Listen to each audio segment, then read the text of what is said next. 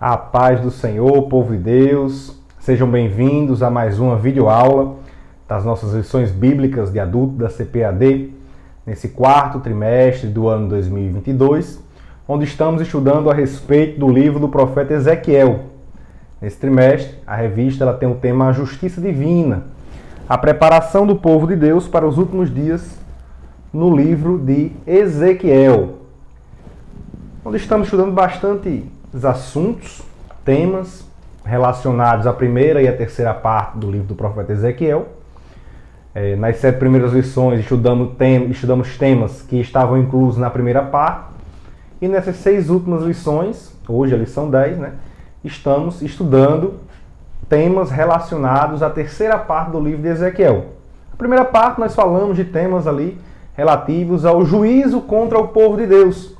Devido aos pecados que eles cometeram, eles sofreram a justiça divina. O juízo divino recaiu sobre o povo de Israel, onde ali a cidade de Jerusalém e o templo foram destruídos. E houve a diáspora do povo judeu. Então, nessa terceira parte, estamos, desde a lição de número 8, estudando a respeito de temas relacionados à restauração do povo de Israel. Temas que abordam, de certo modo, assuntos escatológicos, assuntos que ainda irão acontecer ou que já aconteceram no decorrer da história, após as profecias que estão ali contidas no livro de Ezequiel. E hoje nós daremos continuidade, estudando a lição 10, falando a respeito desses temas. A respeito hoje, nós iremos tratar, como é o título da lição 10, que será estudada no dia 4 de dezembro de 2022, a restauração nacional e espiritual de Israel. Nós estaremos tratando a respeito da restauração do povo de Deus. Deus prometeu ao seu povo restaurá-los de forma plena, de forma completa. E hoje nós estaremos estudando a respeito desse assunto. O texto áureo, que está em Romanos, no capítulo 11, versículo 26, diz assim: E assim todo Israel será salvo. Como está escrito, de Sião virá o libertador, e desviará de Jacó as impiedades. Aqui nós vemos, claro, ele fala todo Israel será salvo. Nós falaremos mais à frente um pouco a respeito desse assunto. Mas aqui ele está falando do remanescente, aquele que será o remanescente. Não é que todos de Israel serão salvos, mas o remanescente esse será salvo. Nós vamos abordar aqui os assuntos de forma organizada, mais à frente os irmãos vão entender melhor. A gente vai ler aqui mais alguns versículos desse capítulo 11, para entender melhor de quem é que Paulo está falando aqui quando escreve aos Romanos. E a verdade prática diz assim: a chamada divina, a restauração, tem a ver com o restabelecimento espiritual e social de quem se arrepende. Então, aquelas pessoas que se arrependem, que se voltam para Deus. Isso também, aqui em Romanos, Paulo está tratando de pessoas que se arrependem, que deixam os seus pecados. Essas pessoas, elas mudam tanto na parte espiritual, como também na parte social. Nós vemos que quando alguém se arrepende, ela se torna uma nova criatura, um novo ser. E essa transformação, ela parte de dentro para fora. Ou seja, é uma transformação espiritual, uma transformação invisível ao olho humano, mas que reverbera no exterior. Ou seja, a pessoa ela muda também diante da sociedade. Então, aquela pessoa que ela se arrepende, que ela é restaurada, que ela é transformada, ela muda tanto espiritualmente como também socialmente, em meio à sociedade. Do mesmo modo, também a nação de Israel, com essa sua restauração, ela será restaurada tanto de forma espiritual, como também de forma social, nacional. Então, esse é o assunto que nós iremos abordar aqui hoje. Falaremos a respeito da restauração tanto política, nacional, como também da restauração espiritual de Israel. A restauração nacional, a restauração política é algo que já vem acontecendo ao longo da história. Já a restauração espiritual é algo que ainda irá acontecer para que haja uma restauração plena, completa do povo de Israel, que é isso que Deus quer para o seu povo e profetiza a respeito disso. Estaremos estudando hoje o capítulo 37 do livro de Ezequiel. Essa restauração, ela, lembrando, esse tema da restauração plena de Israel, nacional e espiritual, é algo que irá acontecer, esse acontecimento irá ocorrer ali após a invasão de Gog e seus aliados, a Israel, que foi o tema que estudamos na lição passada. Por isso que estudamos o capítulo 38, os capítulos 38 e 39 antes do capítulo 37, que trata a respeito dessa restauração plena do povo de Israel. Porque estamos tratando de temas aqui nas nossas lições, e esse tema ele é anterior, numa ordem cronológica dos fatos escatológicos, à restauração espiritual do povo de Israel.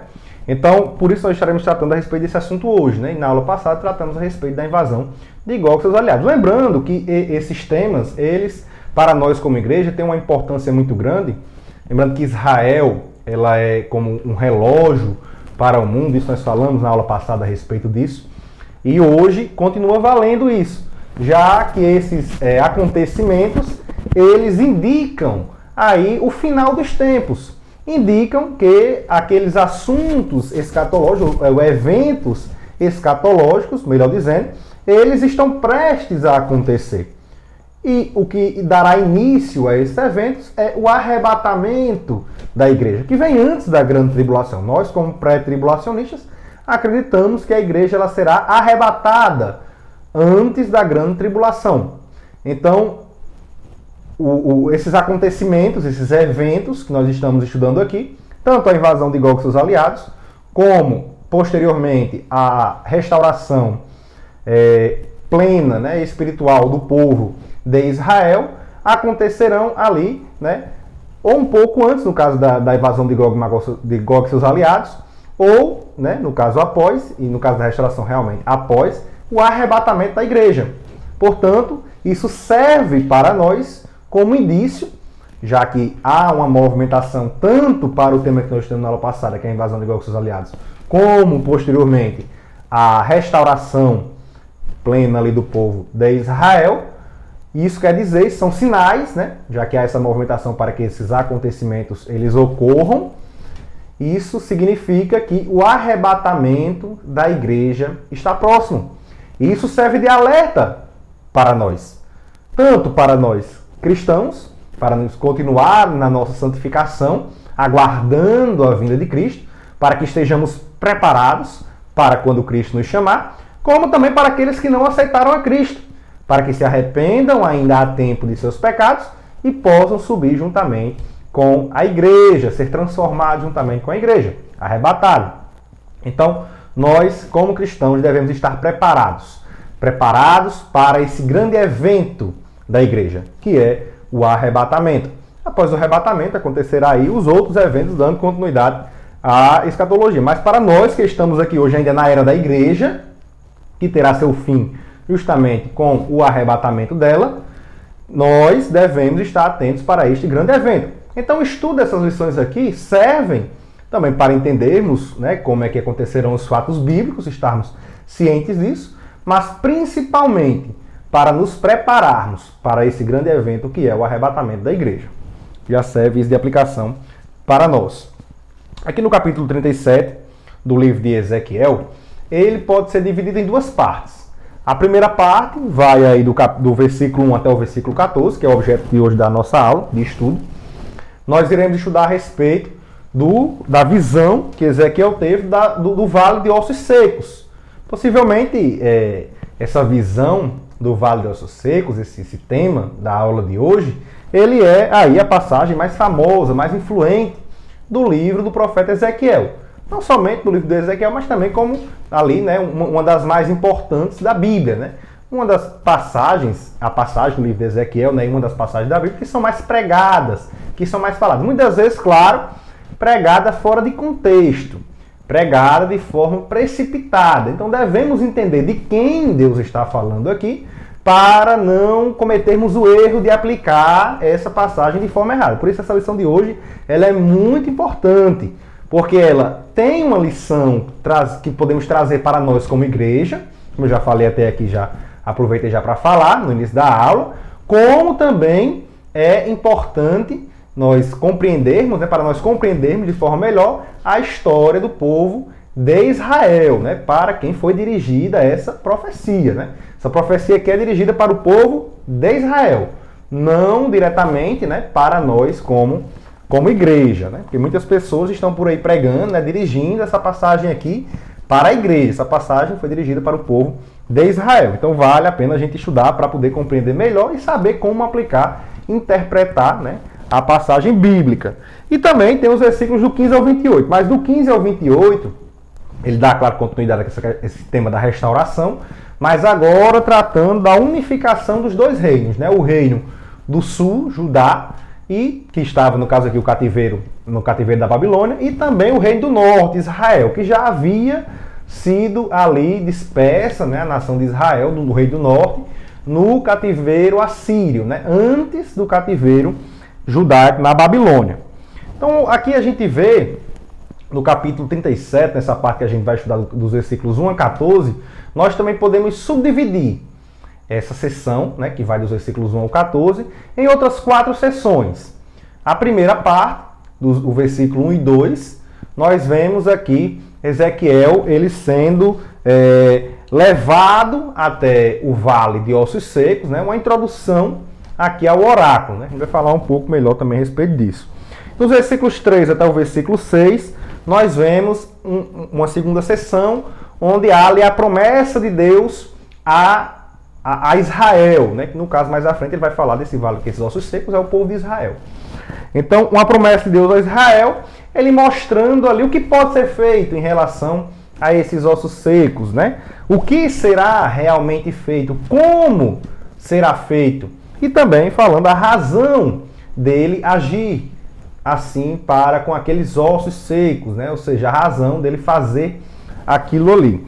E também do versículo 7 até o versículo 10, uma terceira sessão, nós vamos ver aqui, no caso Ezequiel, né, estava visualizando o cumprimento dessa profecia, né? Deus disse que faria, mostrou como faria em relação aos ossos secos, e Ezequiel ele visualizou ali o cumprimento dessa profecia, dessa promessa da parte de Deus. E dos versículos 11 ao 14, uma quarta parte aqui do que nós iremos estudar hoje, dessa sessão de Ezequiel 37, dos versículos 1 ao 14. Uma quarta parte vai dos versículos 11 até o versículo 14.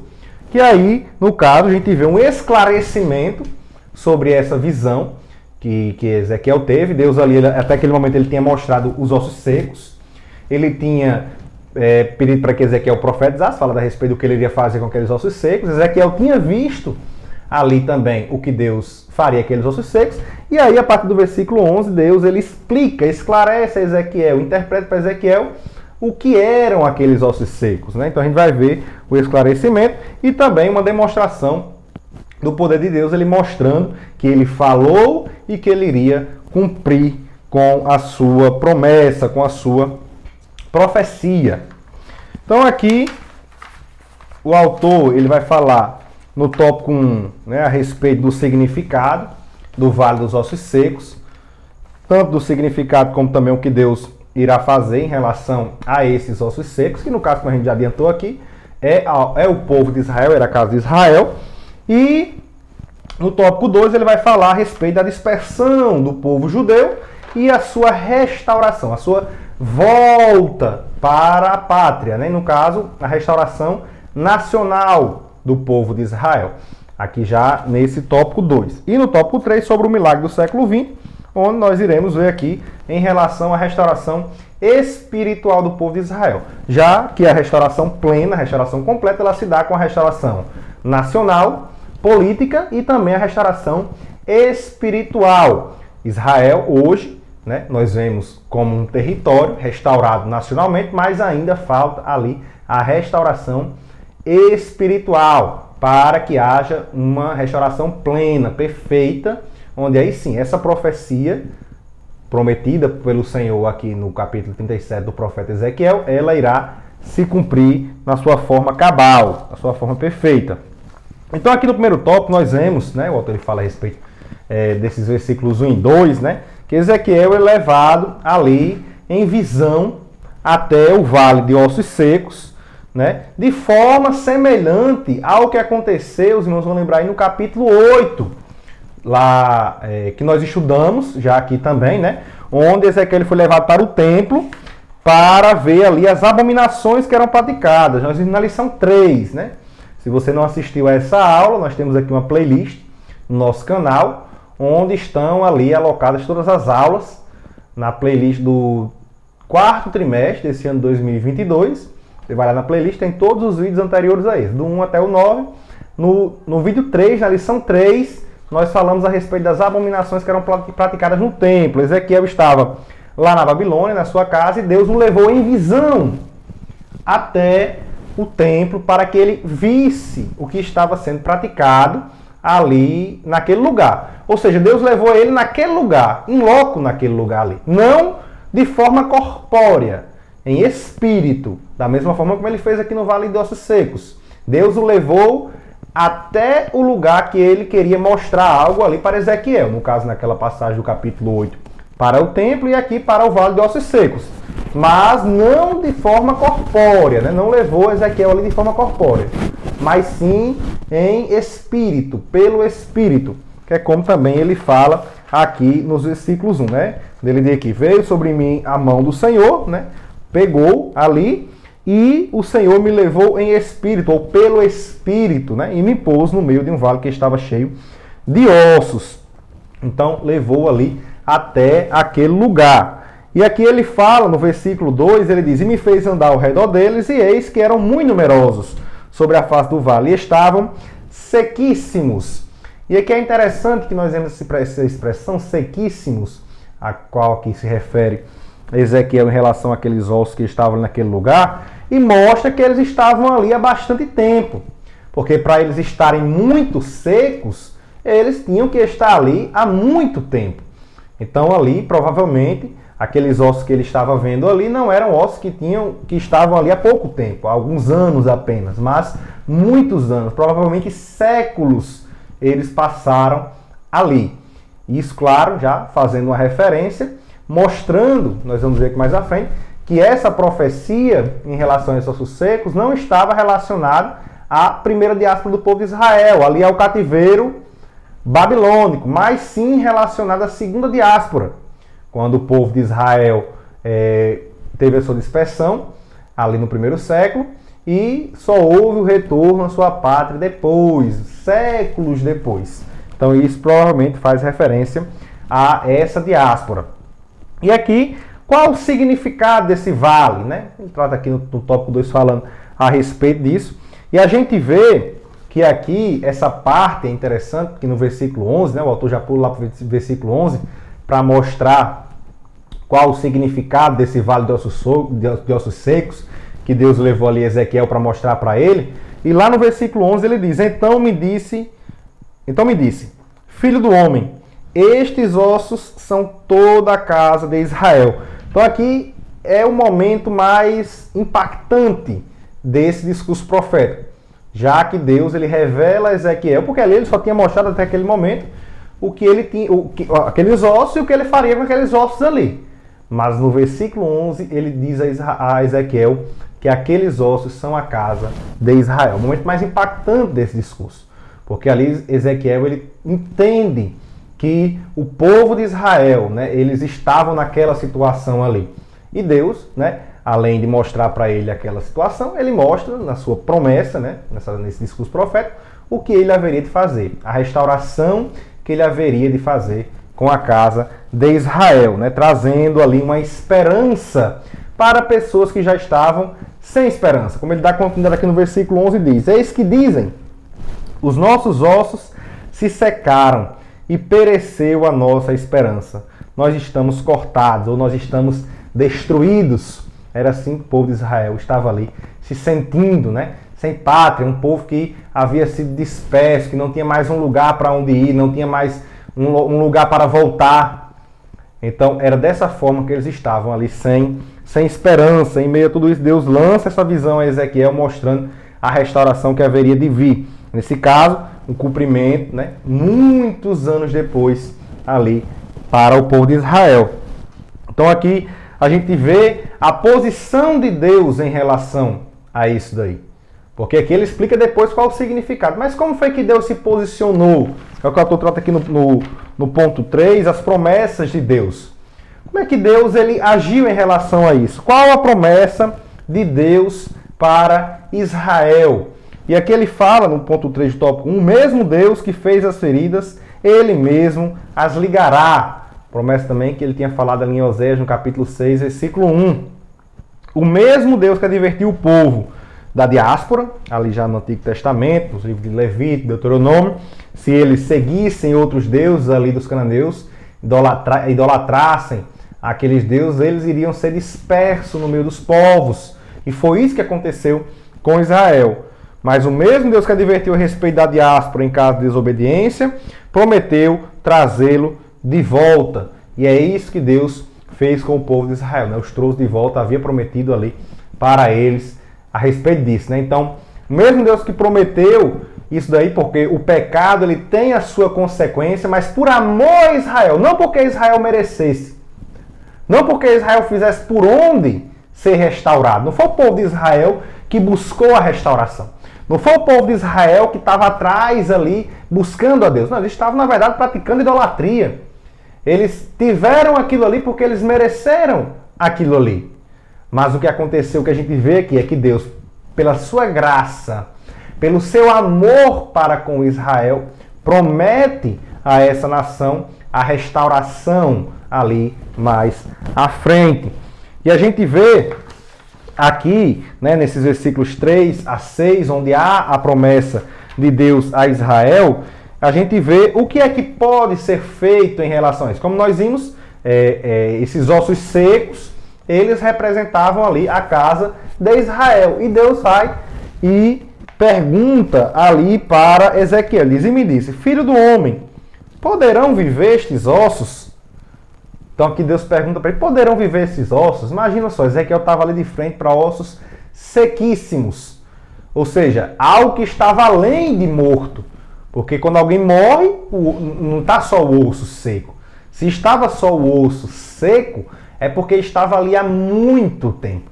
Há muito tempo, aqueles corpos ali, eles foram deteriorados para restar somente ali o osso. E aí a gente vê aqui Deus perguntando para Ezequiel, poderão viver estes ossos? E aí nós vemos aqui o poder de Deus, porque Ezequiel responde para ele, Senhor Jeová, tu o sabes. E ali Deus faz uma promessa de restauração para Israel, mostrando o seu poder, mostrando até onde ele pode ir, né? Então o seu poder ele é infinito.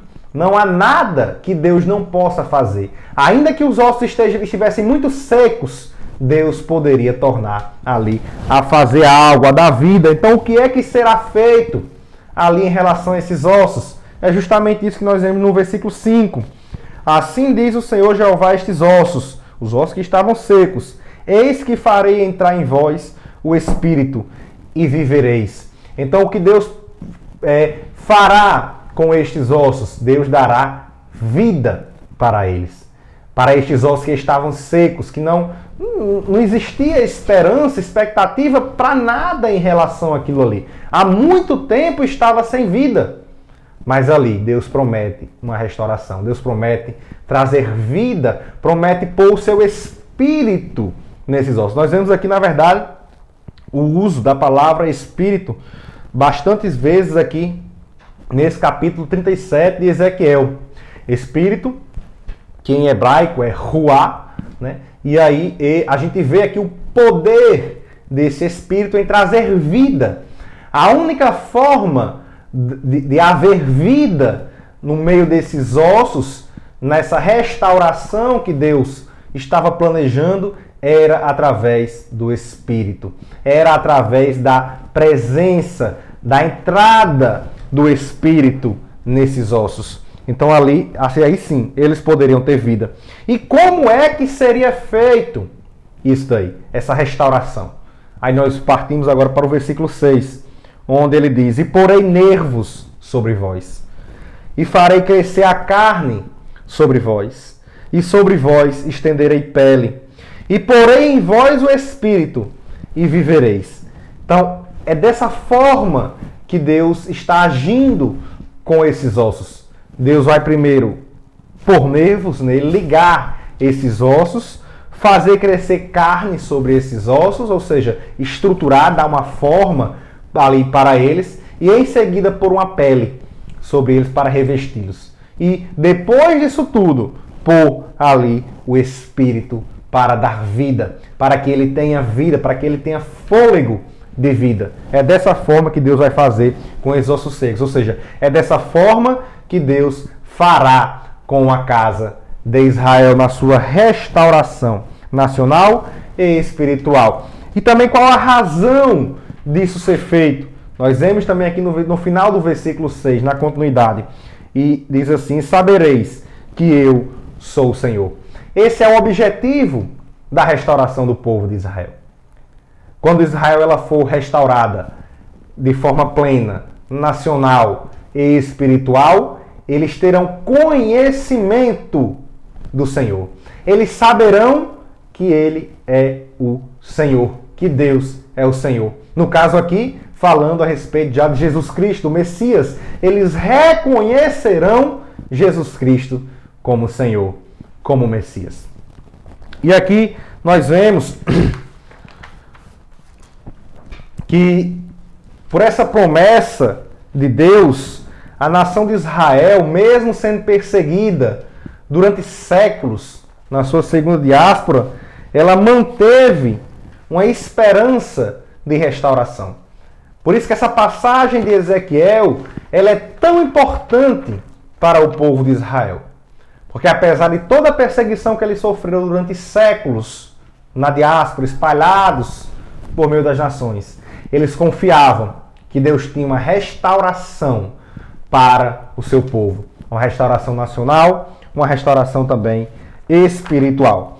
Aqui no tópico 2, o autor fala a respeito da dispersão do povo judeu entre as nações. E aqui ele fala das diásporas de Israel e de Judá. E no ano de 722 a.C., ocorreu ali a dispersão, a diáspora do povo de Israel, que é o reino do norte. Eles foram subjugados pelo Império da Síria e ali, após eles serem levados em cativeiro, eles não retornaram mais ali da mesma forma para o reino do norte, né? Passou a se chamar até ali de Samaria, né? Quando Jesus estava aqui, e vemos que eles não permaneceram puros, se misturaram com outras nações, né? E não retornaram mais ali a ser as 10 tribos do reino do norte, né? Como eram ali divididos. Judá demorou um pouco mais para ser levado cativa, para haver o cativeiro. Isso porque lá no Reino do Sul, em Judá, houveram alguns reis que foram bons. Alguns reis que permaneceram ali de acordo com a vontade de Deus. A gente vê, por exemplo, o caso de Josafá, nós vemos o caso de Josias, vemos o caso de Ezequias. Alguns reis que permaneceram diante da vontade de Deus, né? Que foram retos diante do Senhor. Não foi o caso de Israel. Israel, os 19 reis que teve, foram reis maus, todos maus. No caso de Judá, alguns reis ali ainda foram bons, o que adiou um pouco esse cativeiro aí babilônico, né? No caso, ocorreu no ano de 605 a.C., né? Mais de 100 anos após aí o cativeiro do Reino do Norte, com o império, em relação ao Império da Assíria. E aí houve, no ano de 605, o cativeiro babilônico, quando foi levado ali a primeira leva para a Babilônia, por ordem de Nabucodonosor, iniciando o cativeiro de Judá. Essa foi a primeira diáspora do povo de Judá. E não é interessante que essa diáspora não é a que se refere no livro de Ezequiel. Até porque foi nessa primeira diáspora, né, quando houve ali o retorno, o decreto de Ciro, para que eles pudessem retornar até Judá, muitos não voltaram, muitos não retornaram, permaneceram na Babilônia, outros se espalharam pelo mundo, foram ali para outras nações. Portanto, essa profecia do livro de Ezequiel, ela não se cumpriu ainda.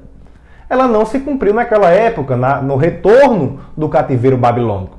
Ou seja, é algo que ainda vai se cumprir. Então o povo se dispersou ali pelo mundo, naquela volta, o que ajudou, na verdade, até a propagação do Evangelho. Nós vemos que vários judeus foram para várias partes do mundo, abriram ali sinagogas em alguns lugares, o que facilitou a propagação do Evangelho no Novo Testamento, porque nós vemos, por exemplo, onde Paulo ia, ele ia até uma sinagoga para evangelizar, que era mais fácil ali falar com os judeus, ir até as sinagogas e falar da palavra de Deus. Então vemos que isso ajudou na propagação do Evangelho, né? Então não é a respeito dessa diáspora, né? dessa levada para o cativeiro babilônico e o retorno, que é falado aqui nessa profecia do livro de Ezequiel, no capítulo 37. Ele se refere aqui, nessa restauração nacional e espiritual do capítulo 37, ao retorno da segunda diáspora. Essa segunda diáspora que foi profetizada, inclusive, pelo Senhor Jesus, lá em Lucas, no capítulo 21 e no versículo 24, Jesus, quando está ali no sermão profético, ele diz o seguinte: e cairão ao fio da espada, e para todas as nações serão levados cativos, e Jerusalém será pisada pelos gentios, até que os tempos dos gentios se completem. Então aqui nós vemos claramente ele falando a respeito, né, de algo que ainda iria acontecer, da segunda diáspora. A segunda diáspora que iniciou-se ali no ano de 70, depois de Cristo, no primeiro século ainda, com a destruição do Templo de Jerusalém pelo general Tito, né? Então ali eles foram dispersos pelo mundo e, no caso, só houve um retorno lá no ano de 1948 com ali a efetivação do Estado de Israel, né? Então iniciada aí no ano 70 depois de Cristo, até, no caso aqui, o cumprimento aqui realmente dessa profecia como um todo, de forma plena, né? De forma plena, que vai ser aí no final do tempo dos gentios, como o Senhor Jesus fala aqui, e também nós vamos ver, ele fala em Romanos, no versículo até que a gente leu, né? No capítulo 11, versículos 25 até o 27. Daqui a pouco a gente lê também esses versículos.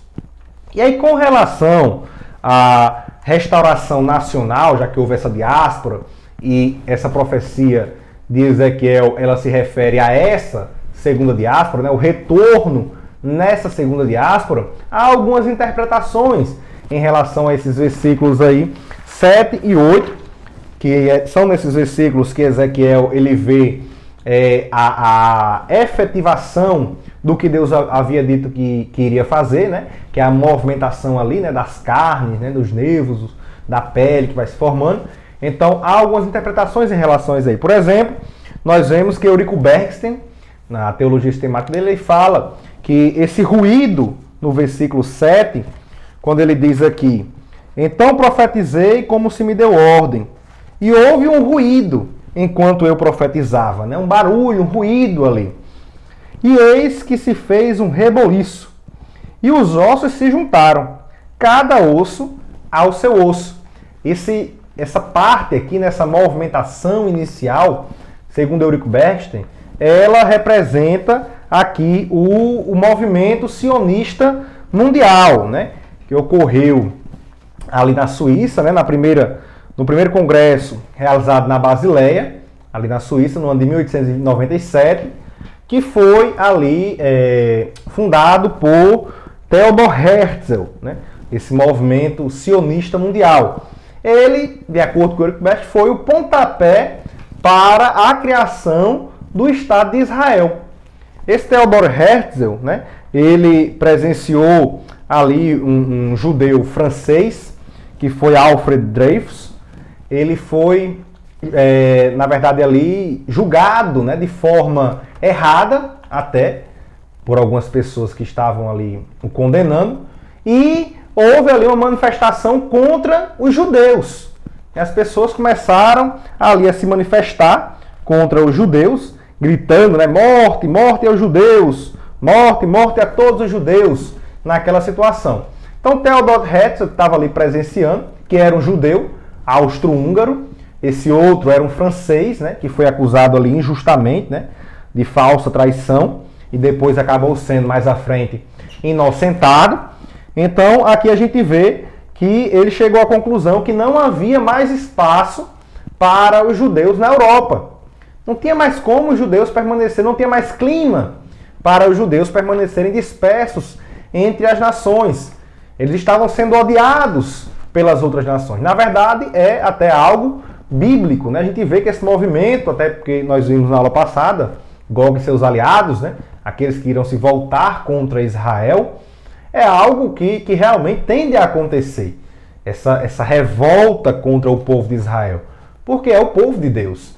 E nós vemos que ali ele viu que não havia mais clima para o povo de Israel e eles tinham que retornar à sua pátria, retornar à sua nação. Porque, em geral, quando um povo, uma nação, um território, ele era destruído, o povo que estava ali, ele era disperso e se perdia a sua cultura, se perdia a língua, né? E o povo judeu não. O povo judeu, eles permaneceram com a sua cultura, permaneceram com a sua língua. Não morreu a cultura do povo judeu. O povo judeu permaneceu. Claro, a gente vê isso na Bíblia, que é algo da parte de Deus. É algo realmente um milagre da parte de Deus. A permanência do povo de Israel com a sua cultura e a volta do povo de Israel ali até a nação, no território hoje, a nação de Israel. E aí nós vemos que ele viu que não tinha mais tempo para aquilo ali e deu início a esse movimento sionista mundial, né? Onde ali ele, até realmente no seu diário, ele colocou e disse que ali em Basileia ele tinha fundado o Estado de Israel, né? O Theodor Herzl. E então a gente vê que esse foi o pontapé inicial para a criação, para a fundação do Estado de Israel, no ano de 1897, ali naquele congresso em Basileia, na Suíça. Então, o Eurico Bernstein, ele diz que esse ruído dos ossos, esse juntar ali dos ossos inicialmente, osso com osso, faz referência a esse movimento, né? É algo, claro, que já vinha acontecendo, né? Essa revolta contra os judeus, mas uma união para a criação do Estado de Israel, ela deu início ali com esse movimento sionista mundial, né? E aí, nós vemos, por exemplo, Abraão de Almeida falando a respeito, interpretando, né, essas outras movimentações, no caso da criação dos nervos, da carne, da pele, e ele interpreta cada um também desses movimentos, né? Como ali a gente vê, ele diz aqui que esses nervos, né, quando ele diz assim, e olhei e eis que vieram nervos sobre eles, né? Os ossos se juntaram e vieram nervos, os nervos para colar um osso no outro. De acordo com Abraão de Almeida, no seu livro Israel, Gog e o Anticristo, que é um livro também que fala a respeito das coisas da escatologia bíblica, esses nervos aí eles indicam alianças políticas, militares, o renascimento da língua hebraica, a recuperação econômica, ou seja, coisas que eles tinham ali em comum que iam unindo ali aqueles ossos, ou seja, formando uma estrutura, formando o corpo só. Então a língua, a cultura do povo, ela permaneceu e conseguiu unir ali aqueles ossos, dando início à restauração nacional. Já as carnes que cresceram, para ele indica ali, as estruturas políticas que deram forma à nação em 1948. Né? Então já ali dando uma forma, dando um formato ali para Israel, né? Como ele é hoje. Né? Então ele foi se formando, né? Aquelas carnes foram crescendo, dando realmente ali uma forma até a criação do Estado. Então o primeiro iniciou lá em 1897, o movimento sionista, e isso foi crescendo, tomando forma. Né? Na Segunda Guerra houve ali o massacre, né, dos judeus por parte dos nazistas, ali no Holocausto, né, o que ficou conhecido como Holocausto, milhões de judeus que foram mortos pelo nazismo. E aí nós vemos que houve, após a Segunda Guerra Mundial, né, no ano de 1947, ainda, né, ali um ano antes, né, realmente da efetivação da criação do Estado de Israel, houve a criação na ONU, né, a decisão de que iriam ali ser repartidas aquelas terras na Palestina entre os povos, uma parte ficaria para o povo de Israel. Até hoje tem guerras ali, justamente por causa dessa decisão. Aqueles povos que estavam ali não aceitaram essa decisão, e até hoje há guerras ali na Palestina, justamente por causa dessa decisão que foi tomada em 1947, 27 de novembro de 1947, o autor fala a respeito disso no ponto 2, do tópico 2, né, numa sessão na Assembleia Geral da ONU, na primeira Assembleia Geral da ONU, que foi dirigida por um brasileiro, né, o Oswaldo Aranha, e ali, por 33 votos a 14, com 10 abstenções, foram a favor da partilha da Palestina, né, a criação do Estado de Israel. E ali no ano de 1948, no dia 14 de maio de 1948, foi publicado o primeiro diário oficial do país, né? Ali realmente Israel assumiu o governo do país e isso foi ali o pontapé, né, para que Israel se tornasse uma nação soberana como é hoje, né? Ali foi o início da nação soberana de Israel, em 1948. Isso daí, no caso, já indica, né, de acordo com Abraão de Almeida, o surgimento da pele, né, que é a concretização, o fechamento ali do corpo, né, quando ele diz aqui no versículo de número 8, e estendeu-se a pele sobre eles por cima, né? Então primeiro os nervos, vieram os nervos, depois a carne cresceu, depois estendeu a pele, fechando ali, né, dando proteção, acabamento àquele corpo, né, aquela estrutura. Então ali o corpo já estava formado, né? O corpo já estava formado, já estava feito. Porém, como ele fala no final do versículo 8, ele diz, mas não havia neles espírito. Mas a gente já falou o ruá, ou seja, não havia neles vida, porque o espírito é o que dá a vida. Se não havia espírito neles, não há também vida. Então o Estado de Israel, ele, desde o ano de 1948, está ali como uma nação soberana. É um Estado soberano, independente. Porém, há ainda a necessidade, isso já foi restaurado de forma nacional, política, não de forma plena ainda, porque não houve a restauração espiritual do povo de Israel. E isso ainda falta, porque a restauração espiritual é o que fará com que se cumpra de forma cabal a profecia de Ezequiel 47. Porque quando ocorrer a restauração espiritual, aí sim, a nação de Israel voltará a ter vida, que é como Deus fala aqui. Esse é o objetivo de Deus nessa restauração, é dar vida à nação de Israel. A nação de Israel ainda não teve a sua restauração espiritual, então não tem ainda vida, de acordo com o que Deus fala aqui no capítulo 37 do profeta Ezequiel. Então, esse corpo está formado, tem essa restauração nacional, falta a restauração espiritual, que pode ser vista aqui nos versículos 9 e 10. Isso está tudo na leitura bíblica em classe, mas também os irmãos que não tiverem a revista, acompanhem aí nas suas Bíblias. Onde aqui no versículo 9, por exemplo, ele diz, ele me disse, profetiza o Espírito. Veja que no versículo 4 ele fala, profetiza sobre estes ossos. Aqui relacionado à restauração nacional. Profetiza esses ossos, mas a restauração do corpo já teve. A restauração nacional já ocorreu. Agora, no versículo 9, que ele ainda está sem o Espírito, ele fala, e ele me disse, profetiza ao Espírito. Ou seja, uma restauração espiritual. É o Espírito que vai trazer vida.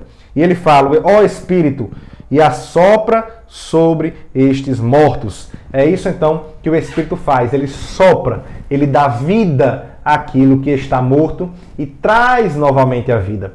No próximo trimestre, nós estaremos estudando justamente a respeito do avivamento.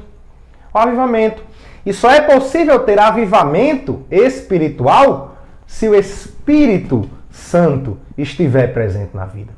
É necessário que o Espírito Santo esteja presente na vida da pessoa para que ela possa ter o verdadeiro avivamento espiritual. E para que haja o verdadeiro avivamento espiritual, aqui eu já aproveito e abro aqui um parêntese, é necessário a santificação. É necessário o arrependimento dos pecados. Por isso que para que Israel tenha essa restauração espiritual, vai ser necessário que ela tenha um arrependimento. Para que aí sim, o Espírito possa estar e trazer vida, trazer avivamento. E aqui ele diz, no versículo 10, então o Espírito entrou neles e viveram. Então é isso o que acontece quando o Espírito vem, ele traz vida. E aí a gente vê aqui também o efeito dessa restauração plena, a restauração nacional, os ossos que se juntaram, cresceram os nervos, a carne cresceu, a pele se formou, a restauração nacional. E o Espírito vem e da vida, a restauração espiritual. Ou seja, ocorrendo a restauração nacional e espiritual, qual o efeito que é visto nisso? Nós podemos ver isso nos versículos 6, 13 e no versículo 14, onde em cada um deles diz: e sabereis que eu sou o Senhor. Então, nós vemos que o propósito da restauração nacional e espiritual de Israel é o conhecimento de Deus. É saber que Deus é Deus. E é isso que Deus quer e sempre quis para Israel. Foi que Israel reconhecesse que somente Ele é Deus. Que só Ele é o Senhor.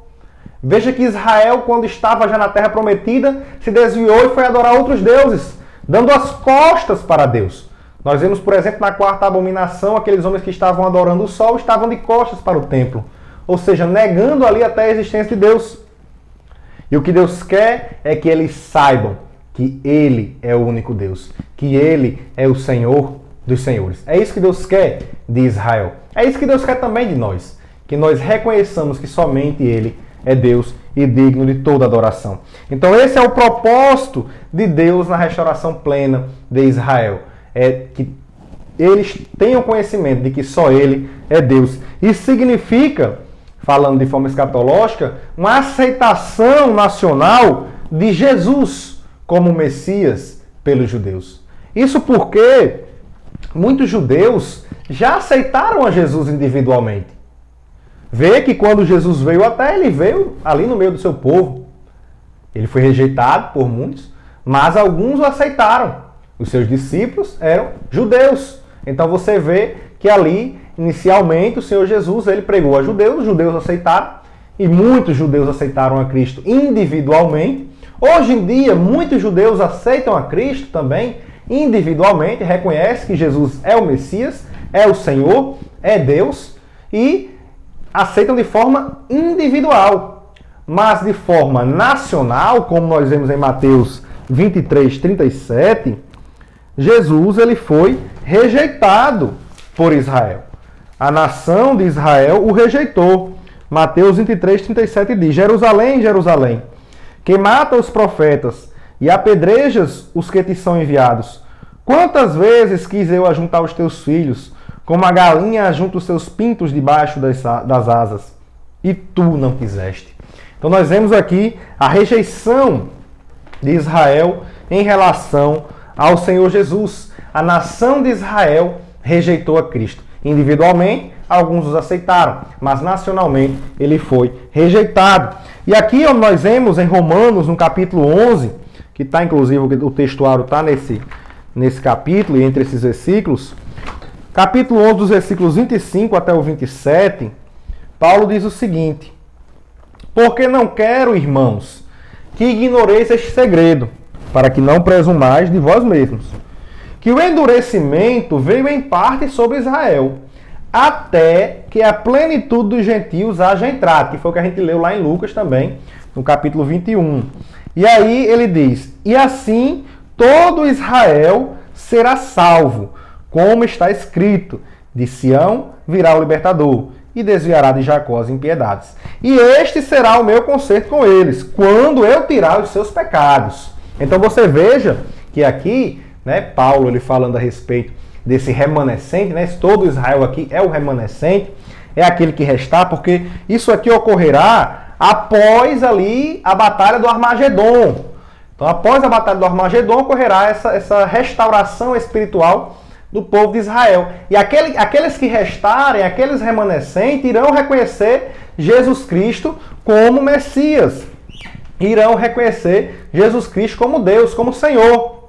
E aí nós vemos que haverá uma restauração, um reconhecimento nacional. Por isso ele fala, esse remanescente, né, que restar, todo Israel irá reconhecer Jesus Cristo como Senhor de forma nacional. Veja, quando ele veio da primeira vez, ele não foi reconhecido como Messias por toda a nação. Mas na segunda vinda, aí sim, ele será reconhecido como Messias por toda a nação, por esse remanescente. Não significa que todo Israel, todas as pessoas serão salvas, né? Mas nesse caso aqui, o remanescente, aquele que restar, esse será salvo. É como diz lá também em Isaías, no capítulo 10, e no versículo 22. Isaías já profetizou também a respeito disso. Isaías 10, 22 diz assim: porque ainda que teu povo, ó Israel, seja como a areia do mar, só um resto deles se converterá.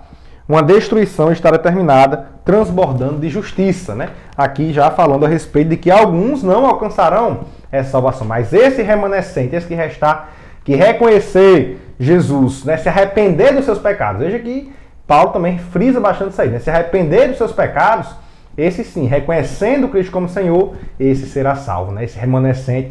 E aí a nação de Israel será restaurada espiritualmente. Aí sim, de forma plena, haverá a restauração nacional e a restauração espiritual. E qual a importância disso para nós como igreja? Como eu já falei no início da aula, nós, através dessa movimentação, observamos que os sinais, eles vêm acontecendo. Os sinais do fim dos tempos. Veja que Jesus falou a respeito disso lá no sermão profético, onde ele fala a respeito do final dos tempos. E aí nós vemos que quanto mais próximo chega esse dia, mais próximo também chega o arrebatamento da igreja, que é o que vai dar o pontapé a esses eventos escatológicos, né? Então, como o evento da invasão de Gog e seus aliados vai acontecer antes da restauração nacional, a restauração espiritual, da restauração plena do povo de Israel, então o arrebatamento da igreja vai acontecer antes disso. E como a gente vê que vem se aproximando, já que Israel já houve a restauração nacional, porque era necessário primeiro haver a restauração nacional para depois haver a restauração espiritual, como já houve a nacional, não precisa acontecer mais nada. A qualquer momento pode acontecer a vinda do Senhor Jesus, porque está para acontecer a invasão de Gog e seus aliados, a restauração nacional, a restauração espiritual de Israel. Então, a vinda de Jesus, ela pode ocorrer a qualquer momento. Devemos nós, então, estar preparados para a sua vinda, para não sermos pegos de surpresa, porque a qualquer momento ele há de vir. Ele não vai avisar. A Bíblia diz que ele virá como um ladrão, de surpresa. Nós devemos estar atentos, aguardando, esperando a vinda de Cristo ali para nos arrebatar. E também o autor ele deixa claro aqui no final, lá no Salmo 122 e no versículo 6, ele deixa esse versículo, eu acho interessante a gente ler aqui para finalizar a nossa aula, que nós devemos amar e nós devemos orar por Israel. O Salmo 122, versículo 6 diz assim: orai pela paz de Jerusalém, prosperarão aqueles que te amam. Então, se amarmos Israel, orando por Israel, nós iremos ser prósperos. Devemos, então, fazer isso. Aqui na conclusão, o autor diz assim: nem mesmo as duas diásporas dos judeus e as constantes perseguições promovidas pelos antissemitas puderam neutralizar as promessas divinas. Israel sobreviveu a todas as intempéries da vida e existe como nação soberana desde 1948.